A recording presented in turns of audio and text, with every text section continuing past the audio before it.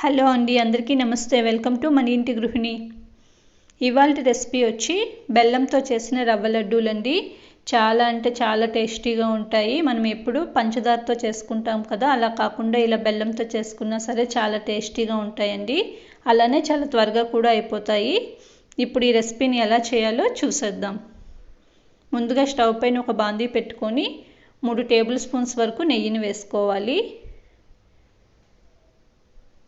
కొద్దిగా జీడిపప్పును వేసుకొని ఫ్రై చేసుకోవాలి. కొద్దిగా ఫ్రై అయ్యాక ఇప్పుడు దీంట్లోకి కిస్మిస్ని కూడా కొద్దిగా వేసుకొని ఫ్రై చేసుకోవాలి. ఇలా మంచి కలర్ వచ్చేంత వరకు మనం ఇలా ఫ్రై చేసుకున్నాక ఇప్పుడు వీటిని ఒక బౌల్లోకి తీసి సైడ్ని పెట్టుకోవాలి. ఇదే బాందీలో ఇప్పుడు మనం 2 కప్పులు ఉప్మా రవ్వను వేసుకోవాలండి. బొంబాయి రవ్వ అంటాం, సూజీ అంటాం కదా, 2 కప్పుల వరకు రవ్వను వేసుకోవాలి. ఈ రవ్వను కూడా మీడియం ఫ్లేమ్లో ఒక 5 నిమిషాల పాటు వేయించుకోవాలి. ఇలా మంచిగా వేయించుకున్నాక ఇప్పుడు దీంట్లో 1 కప్పు ఎండు కొబ్బరి పౌడర్ని వేసుకోవాలి.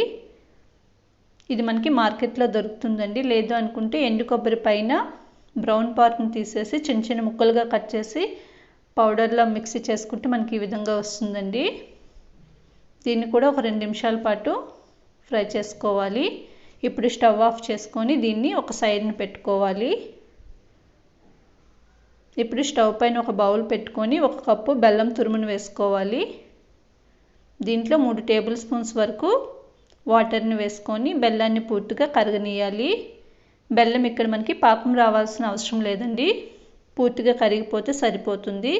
పూర్తిగా బెల్లం కరిగాక స్టవ్ ఆఫ్ చేసుకోవాలి. ఇప్పుడు వేయించి పెట్టుకున్న రవ్వని ఒక బౌల్లో పెట్టుకున్నాక డ్రై ఫ్రూట్స్ని అలానే కొద్దిగా యాలచీ పౌడర్ని వేసుకోవాలి. ఈ బెల్లం వాటర్ని మనం ఈ విధంగా స్ట్రైన్ చేసుకుంటే బెల్లంలో ఉండే ఏమైనా ఇసుక కానీ రాళ్ళు కానీ ఉంటే పడకుండా ఉంటాయండి.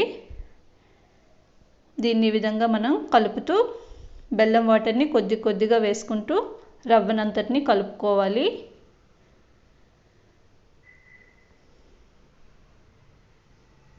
బెల్లం వాటర్ వేడిగా ఉంటుంది కనుక ఇక్కడ నేను ఇలా కలుపుతున్నానండి. ఇప్పుడు కొద్దిగా చల్లగా అయ్యాక చేయితో మనం ఈ విధంగా కలుపుకుంటే ఈజీగా ఉంటుందండి మనకి.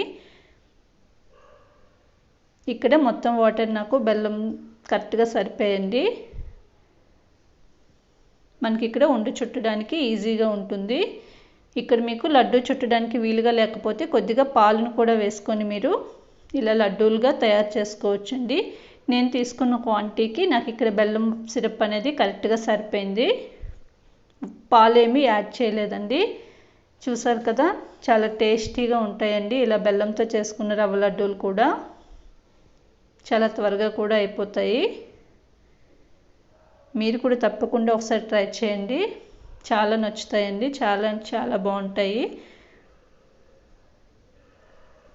మీకు కనుక ఈ వీడియో నచ్చినట్లయితే తప్పకుండా లైక్ చేయండి, షేర్ చేయండి, అలానే మన ఛానల్ని సబ్స్క్రైబ్ చేసుకోండి. Thank you for watching.